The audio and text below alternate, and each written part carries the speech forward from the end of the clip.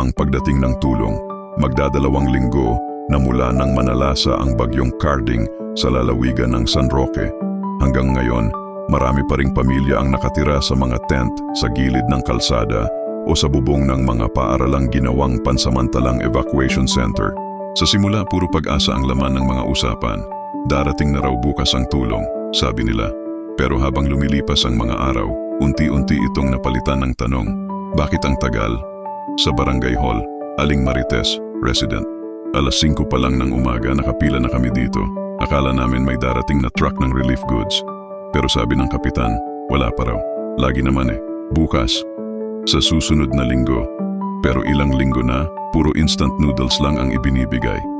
Sa maliit na barangay hall ng San Roque Norte, makikita ang mga karton ng relief goods. Karamihan ay noodles, sardinas at tubig. Ngunit kulang. At kung minsan, hindi pantay ang pamamahagi. May mga bahay na nakatatlong pack ng noodles, pero may iba na wala pa ring natatanggap hanggang ngayon. Sa munisipyo, municipal officer, ginagawa po namin ang lahat para maipamahagi ang tulong. Ang problema, bumagsak ang tulay papunta sa 3 barangay, kaya hindi makadaan ang mga truck. Reporter, pero sir, 2 linggo na po. Wala na bang ibang paraan? Municipal officer, naghihintay po kami ng bagong supply mula sa probinsya. Sa dami po ng nasalanta, nauubos agad kahit anong dumating. Minsan, hindi sapat ang paliwanag kapag ang gutom na ang kumakatok sa sikmura ng mga tao. Sa evacuation center, Mang Tonyo, evacuee. Noong unang araw, may dumating na mga volunteers, nagbigay ng pagkain, tubig, tsinelas. Pero pagkatapos nun, parang nakalimutan na kami. Pinangako ng lokal na pamahalaan na susundan pa. Hanggang ngayon, wala. Sa mga bata, ang gutom ay parang laro na lang. Sino ang may noodles? Tanong ng isa. Maghahati-hati sila sa iisang tasa ng sabaw.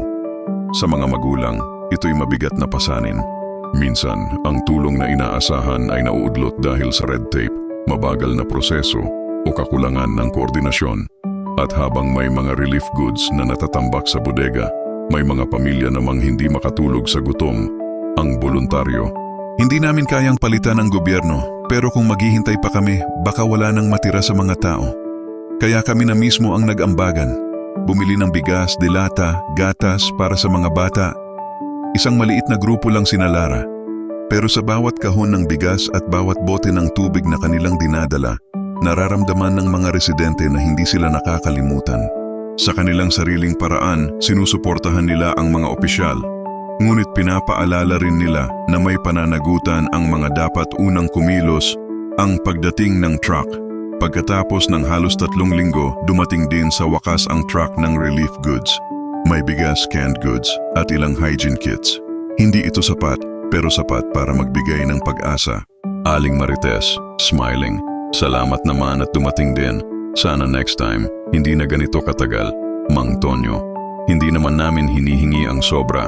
Gusto lang naming maramdaman na hindi kami nakakalimutan. Pagninilay, ang tulong ay hindi lang pagkain o tubig. Ito ay mensahe ng malasakit. Kapag ito ay delayed, parang sinasabing hindi mahalaga ang naghihintay. Sa bawat sakuna, paulit-ulit nating naririnig ang parehong kwento. Ang pagdating ng tulong ay laging huli at ang laman ay laging pareho. Ngunit sa likod ng bawat instant noodles ay may totoong tao. Gutom, pagod, umaasa. At sa bawat kamay na nag-aabot, may pagkakataon tayong patunayan na ang malasakit ay hindi dapat maantala.